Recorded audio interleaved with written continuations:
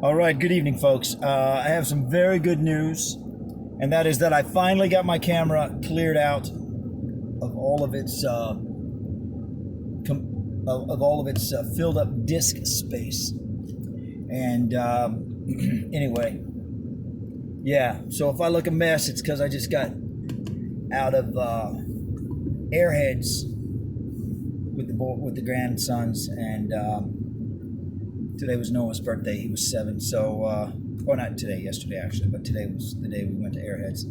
Had a great time, and yeah, I need to spend a couple hours in that place every week, just on my own.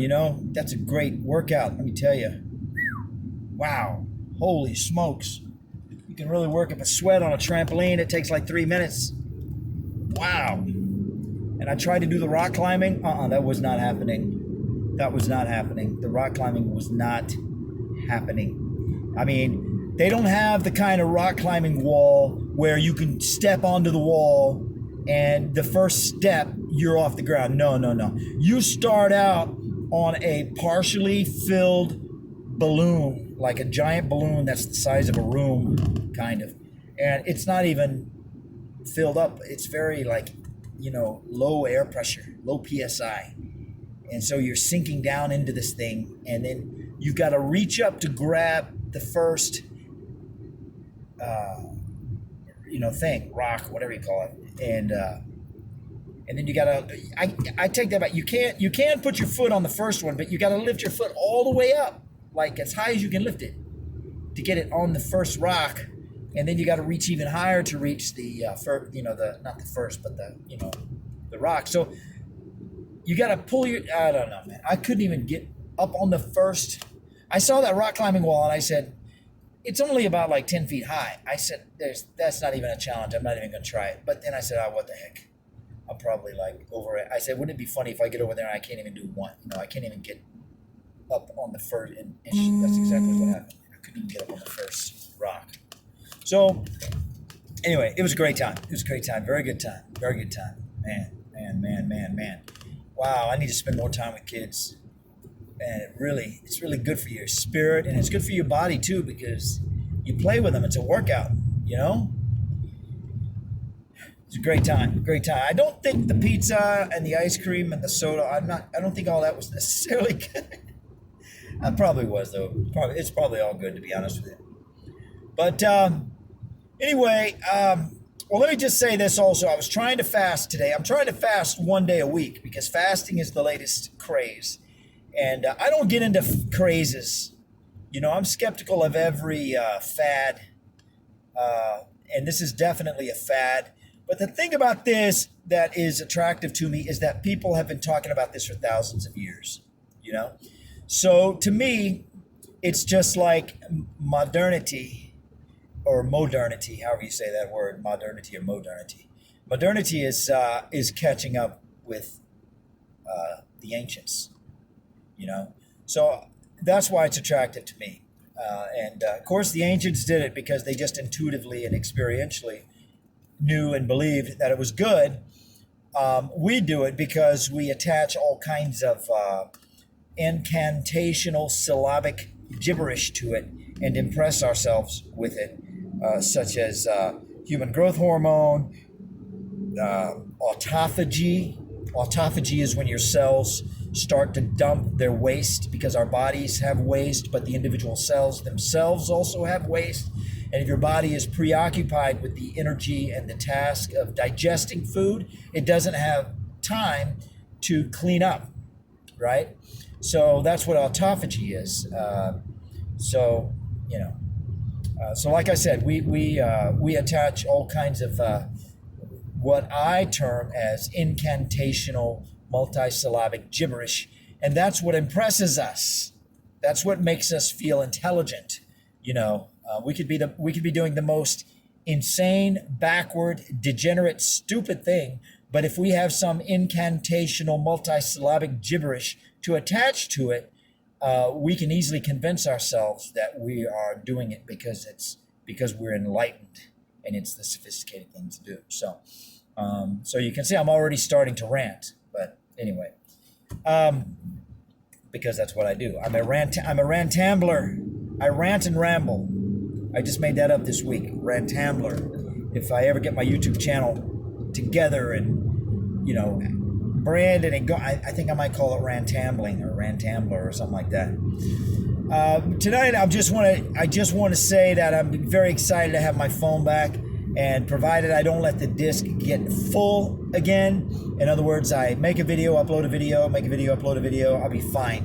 But if I make a video, then don't upload it, then make another one, don't upload it, you know, then I'll be down for the count as well. Again, I'll be down for the count. And it took me like a year to finally get around. I mean, the new job was very stressful. The first 3 months were like this extreme initiation period where they wanted, you know, they were demanding that we make 3 months of progress in like a week, and it was just crazy. And no matter how hard we tried to tell them it was impossible, they just kept pushing.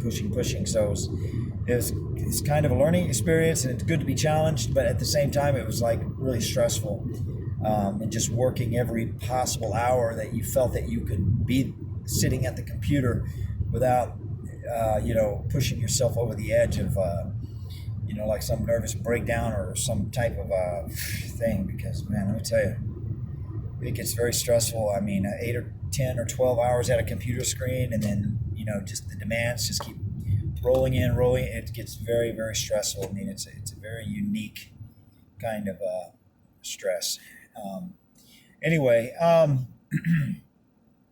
so tonight I want to talk about this George Floyd thing, you know, and I just want to kind of, you know, when I was a little boy, my mom took me to art class, and I can remember distinctly the watercolor class, and I can remember distinctly that the first thing you do with a watercolor painting is you set the background.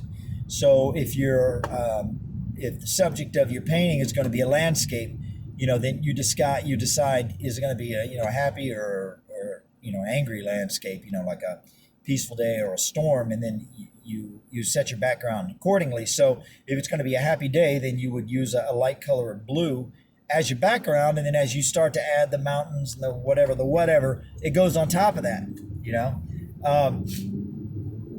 So the background to this George Floyd thing, at least to me, and it's not just to me, it's actually to a lot of people, but I'm speaking for myself here, is, you know, obviously you know, there's about 20 of these things. It's not just the ones I'm going to list, but I can't remember all 20.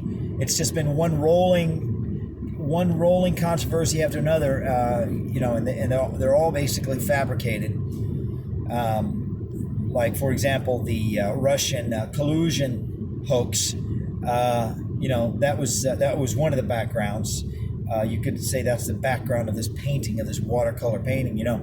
And then there was the impeachment circus. And then, let's see, what was it after that? It was was it the coronavirus charade? I think so, maybe. And then it was the armed robbery. Do you hear that? Armed robbery. It's not actually armed robbery. It's Ahmaud Arbery. Armed robbery. You hear that? So the deep state is occultic, right? So the occult means cloaked, okay? So the occult, the deep state, the people opposing Trump are very much into cloaking. Like, okay, so if somebody said Ahmaud Arbery to you, you don't think armed robbery, but your mind subliminally or subconsciously registers it. Now, I'm not saying your mind does. I'm not saying my mind does, but the rulers, the people who are the power lusters, you know, the power fetishers, the people who are after the power, the eugenicists, the population control freaks, like Bill Gates and the rest. It's not just Bill Gates. It's the whole crew, and they're basically Nazis. Everybody thinks the Nazis lost the war. Well, they lost the. You know, they say that war is 90% information and 10% kinetic energy, or bullets and troops and things like that. So they lost the kinetic energy war. There's no question about that. But they won the information war, okay? Which is 90% of the war. Everybody thinks, oh, Nuremberg trials took care of the Nazis. No, there were hundreds of thousands, millions, presumably, of Nazis, right? 13 or 17 or 12, something like that. Somewhere, let's just say less than 20. Less than 2 dozen. Less than 2 dozen Nazi officers were prosecuted and executed. Not all of them were executed, but, less than 2 dozen were even prosecuted. Less than that were executed. So you're talking about hundreds of thousands to millions of Nazis that faced zero justice. Zero. Okay? And of course, growing up, all we ever heard was Nuremberg, and, and justice, like as if some kind of justice had been done. There was no justice done. There was no justice done. Werner von Braun came to America and he founded NASA. You go out to Texas and there's entire communities of Germans out there. Yeah, I was out there recently. I believe it was outside San Antonio. I think it might be called New Braunfels, if I'm not mistaken. And I've been to Germany, and I felt like I was in Germany. I mean, everything, all the stores were German architecture, German names. It was German. Yeah. Now, in addition to that, up the street from my house, there's a little Spanish restaurant. I think it's Mexican, okay? But the guy that runs it is Argentinian. He's from Argentina.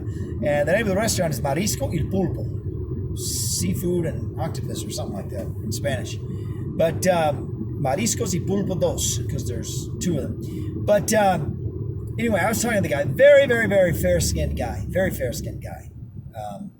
Very olive complected, like you expect from like either a Cuban or like a Mediterranean, maybe like a Greek or something. I'm not sure about the Greek part, but it's olive complected, but like Mediterranean or Italian or anyway, Mediterranean. And very nice guy, very friendly guy, a peculiar guy, but a very nice guy, very nice guy. Just peculiar in his mannerisms, not in any other way. But and not like unpleasant, not unpleasantly peculiar, just peculiar. But I asked him, we were just talking, and I can't remember the context or whatever, but he said at some point in time, he said, in Argentina, he said 80% of the people there are European. And of course, there's the whole thing about Hitler going to Argentina and all that stuff. So, all right, now I lost my train of thought here. So,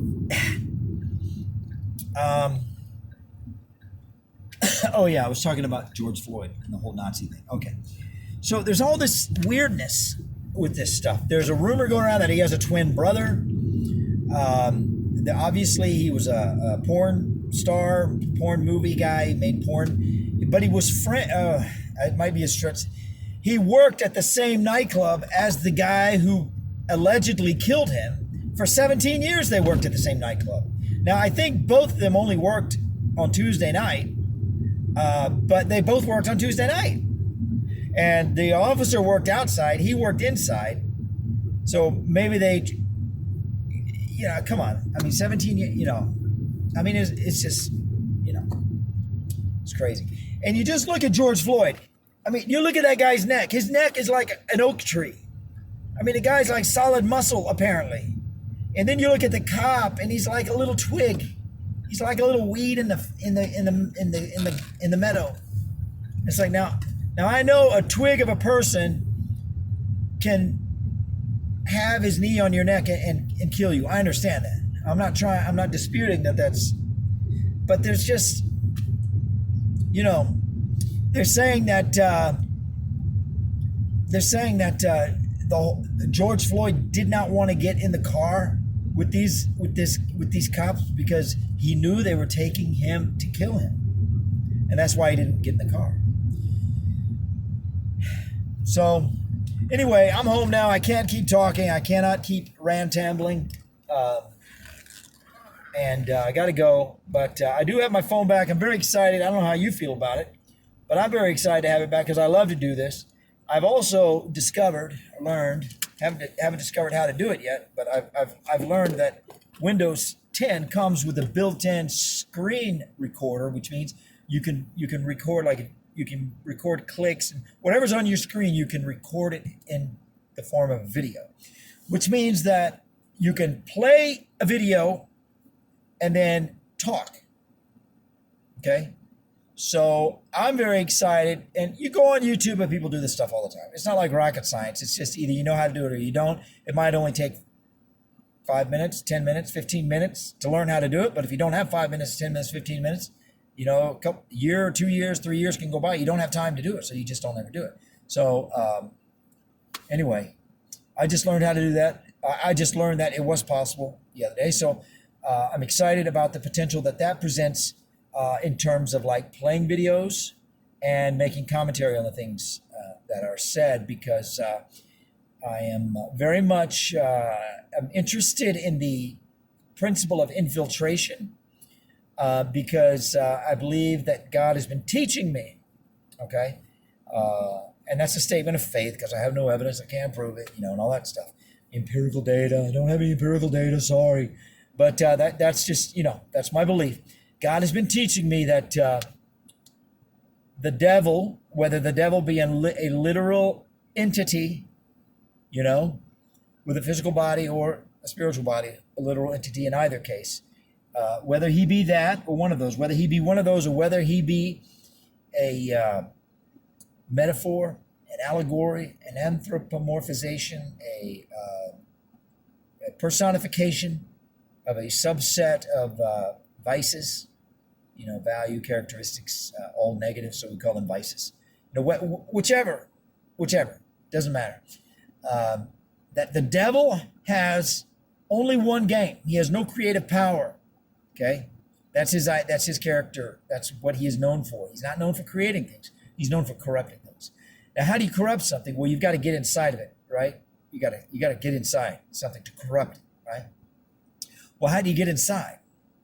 Well, you can either force your way in, or you can sneak in. Well, how do you sneak in? Well, you either got to do it under the cover of darkness, or you have to do it by mimicking those things that are naturally allowed in. And this type of thing happens in our body. Certain pathogens, they get into our body by mimicking other things that the body doesn't recognize as a pathogen, and so they let it in, and then it gets in and it transforms and it starts to do damage. But in spycraft, you're a secret agent, right? You infiltrate the enemy. But so there's a very common principle across everything, so we should not be shocked. I think that, how do you say this? I mean, government, business, religion, medicine, science, education, you just go down the line, okay? All these things, benevolence, charity, the whole thing. You go down the line of all these human interests, all these purportedly, presumably good human interests. I think we have to come to terms with the fact that these are the natural places for evil to gravitate, right? And once evil gravitates there, to imitate, to infiltrate, to corrupt, and to destroy from within. Because there's something going, that's a great, if you're evil, getting into the charities, getting into the churches, getting into the government, getting into places where you have people's trust. Okay? See, when we think of evil, we think of something that strikes us at the outset, on the surface, on the face, as being something that has to convince us to trust it, right? That's the worst of all possible places to be. No matter what you're trying to accomplish, but we're talking about evil right now. No matter what you're trying to accomplish, and no matter who you are, that's the worst of all possible places to be. The best of all possible places to be is a place where you already automatically have the trust of the people. And that even if you give them inadvertently, even if you give them a reason not to trust you, they'll still trust you because of your title. They might not trust you personally, but your title imputes trustworthiness. Your title imputes reputation. Your title, and your title is either a formal title or your title is an association with an institution. So the name of the institution sort of becomes a title. Like I'm affiliated with such, with the institution for the betterment of mankind, specializing in aiding people under 12 years old or something like that. Whatever. Whatever the institution's big, pretentious, multisyllabic sounding name is, okay? That becomes a title. Just being affiliated. You might not even have it. You might not have a title with you. You just might be. I'm affiliated with everybody. Everybody hears that title and they're like, "Oh yes!" It's like an intoxicant, right? It's like a flashing light to someone who has. What is that? People. Who are the people that can't see flashing lights or they have seizures? Those people with it's not MS. It's multiple sclerosis. No, it's not multiple sclerosis. Something else. Anyway, epilepsy. That's it. It has an epileptic effect on people. They hear a title, and they go.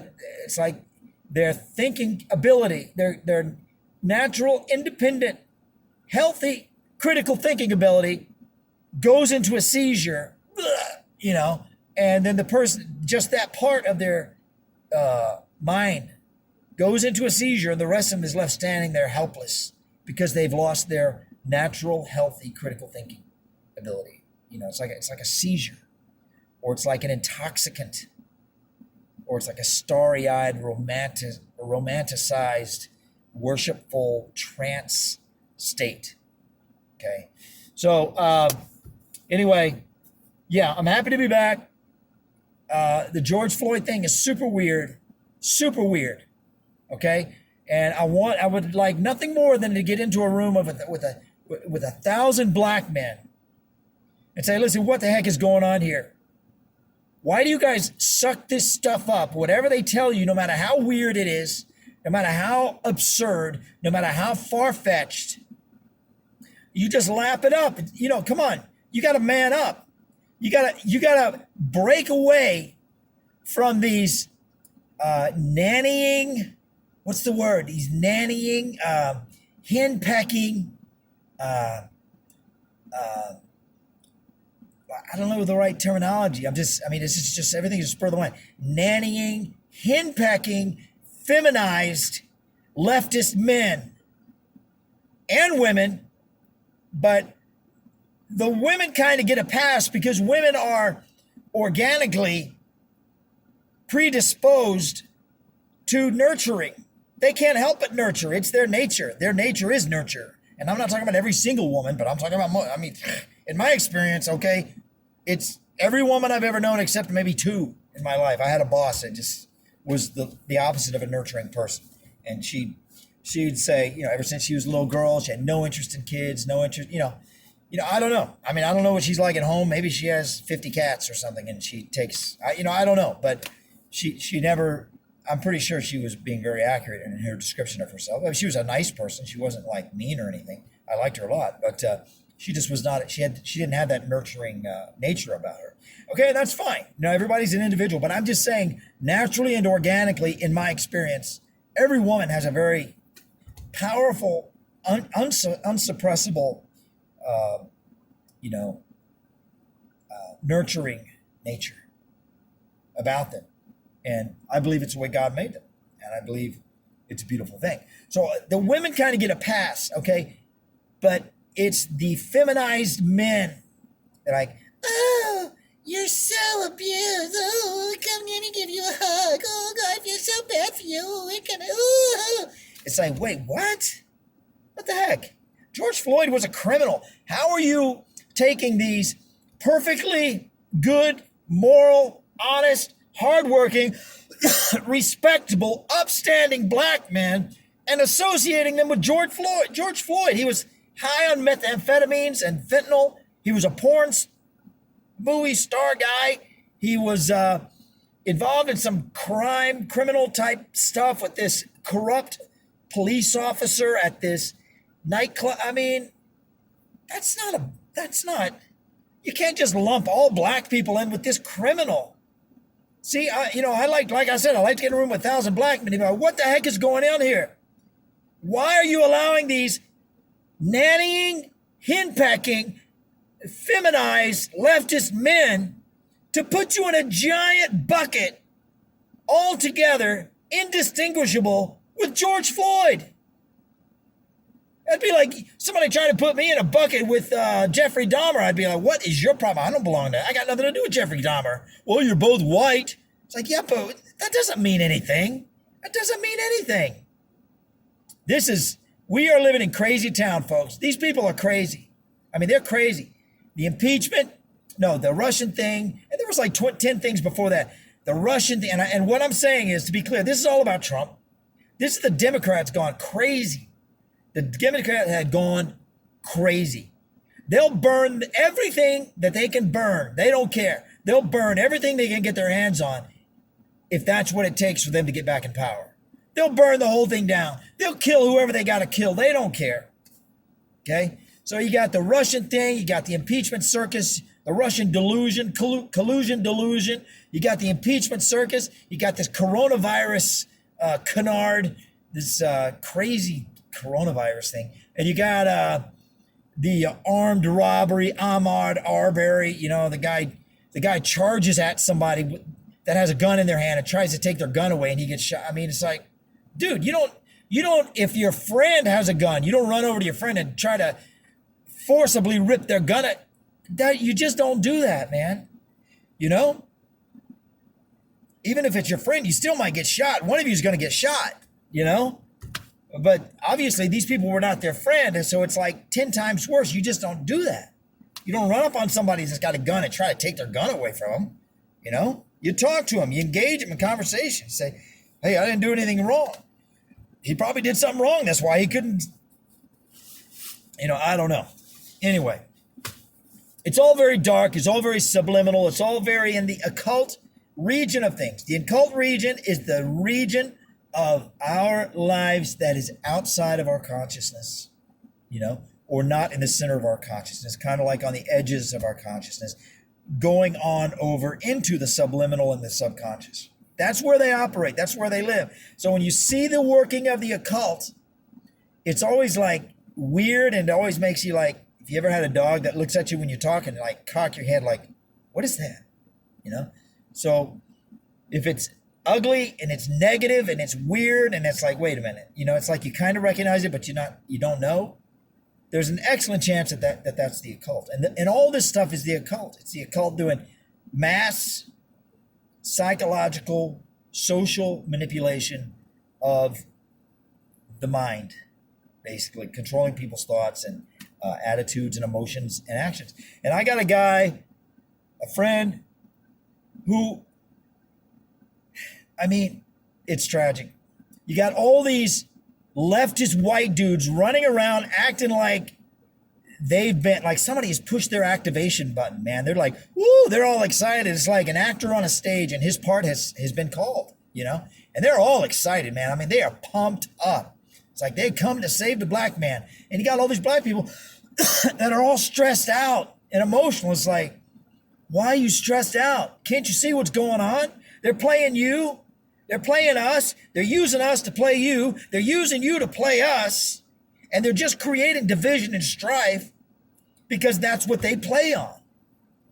That's what they play on. That's where they get their energy, by extracting that energy, that negative, stressful energy from us, negative on the side of the black community. On the side of the leftist white community, it's positive because they're all excited. It's like they finally have a cause in life now.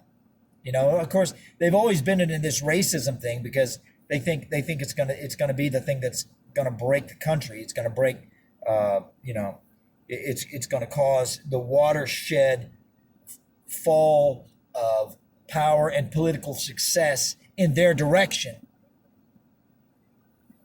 Video size limit. Uh-oh, I got to go. 29 minutes. Man, I went a long time. Thanks for watching my video, my rantambling video. Bye-bye. God bless you. Bye-bye.